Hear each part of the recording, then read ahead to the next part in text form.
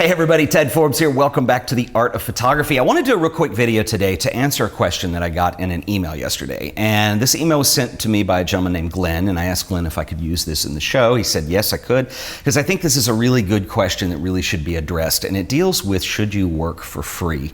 Glenn had asked me, he said he had an opportunity that had come up, and it was with a high-profile client that was asking him to do a project pro bono.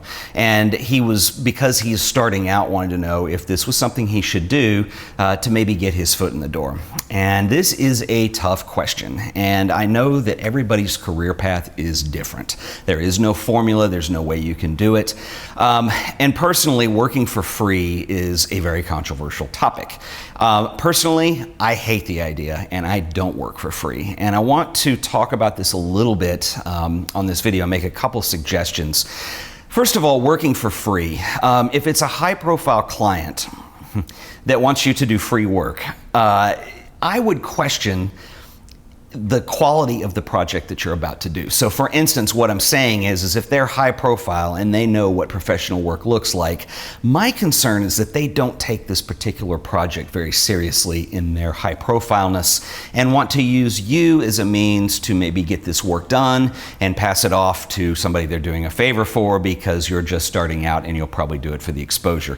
Even as these words come out of my mouth, it's a little bit annoying because you would never ask your accountant to do your taxes for free. You would never have somebody come fix the sink and say, hey, I can get you some exposure if you fix my friend's sink too, and you do them all for free. I mean, it's really pretty ridiculous, but for some reason, visual arts is in, or really all the arts are in a position where people will do that work for free, and somehow it's become a little bit accepted to be able to ask and for that to be cool.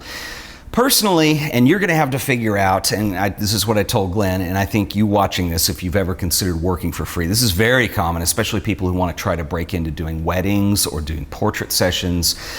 You know, I understand when you're starting out, you don't have a huge portfolio of work. That's certainly acceptable. My own experience in working for free, though, is that the client, and you know, we used to use this fancy word for it called pro bono, and I guess because pro bono sounds really Latin or something, it really because it applied to nonprofits organizations.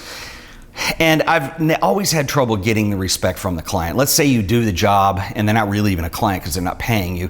You still have to behave like their employee, and they have expectations that a client will have on you during the course of the job. And I think that's where it gets really tough. And then when you're done with this real high profile thing that got your foot in the door, then it's up to you to do all of the footwork to try to promote the work that you did for this client pro bono. And again, you're not in the position to get much promotion out of it because that's why you did it for free. Anyway, so see the cycle that we're getting into here. And it really is a little bit concerning, I think, to see people do this. What it comes down to is what we call boundaries. And boundaries are something that should be talked about a lot more. You know, you can deal with them in personal relationships, you deal with them in business, and boundaries basically are a set of rules, a set of things that you will not do. And at the top of my list is working for free. I have done it in the past and it never worked out. And today I'm in a position, especially years and years later after having done those projects early on, where I can see these things and I realize how bad it is. And so my advice to you is to please consider drawing that boundary. I'm going to give you another example. There was I'm not going to say who they are, but there was a local here in Dallas, a nonprofit.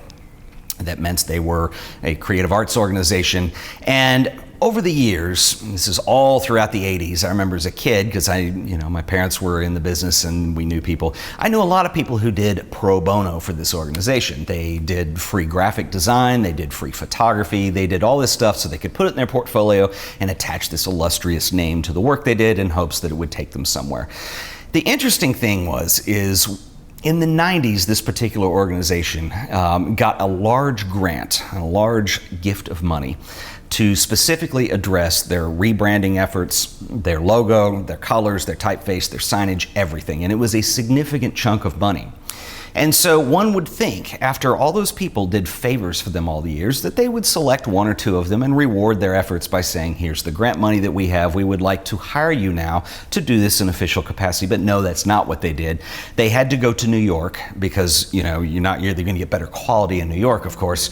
And they had to go to a very specific major name ad agency, who in turn saw that as not a lot of money compared to the corporate clients they're used to, and they put it off onto some junior designers, and honestly they got what they deserved out of it. But anyway, all this to say is what should have happened as a result of that was to reward the people who had been working for free. So my point is that free just about never ends up in the right place.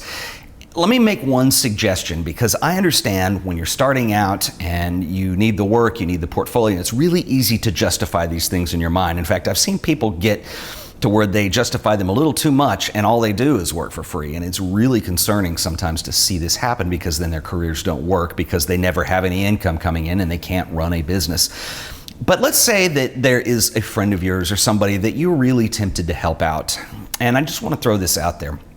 Believe it or not, money was something that humans invented at one point, and currency and this whole way of putting it in a bank and exchanging it and having it be representative of value, and that's what you're getting paid to do.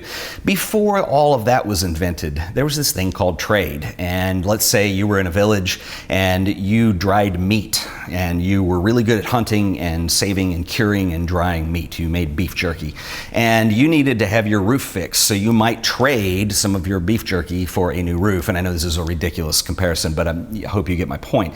My point is that doing a trade out can be different. And so for instance, this works really well with people in our business. So if you're a photographer and maybe a friend of yours is getting married and they want somebody to shoot the wedding and he's a really good graphic designer, maybe you could trade him for a logo or maybe a portfolio design or maybe a web design or something of that nature, or whatever that is. There is such thing as trading, and that is a little bit different. I still don't really recommend it over the traditional method of I do work and I get paid, but like I said earlier, you're going to have to figure out what works for you, and I can't tell anybody what to do on this because it's amazing to see people justify it, and believe it or not, when I was younger, I did it too. I think it's really important, though, to come up with that list of boundaries and write them down, and these are what my manifesto is in my business, and I will not do these things, and I think working for free should be at the top. Otherwise, you have no business if you do too much of that. Your time is worth something. Anyway, just a couple thoughts on working for free, and I appreciate Glenn for allowing me to share that email with everybody. And anyway, I hope that helps. As always, remember, if you enjoyed this video, to like it and share it with your friends. And as always, remember to watch The Art of Photography and subscribe, and I will send you more videos. Or somebody will. You'll get more videos out of it, and you'll be able to follow up on always the latest and the greatest. So anyway, once again, guys, this has been another episode of The Art of Photography. I'll see you guys in the next episode. Later.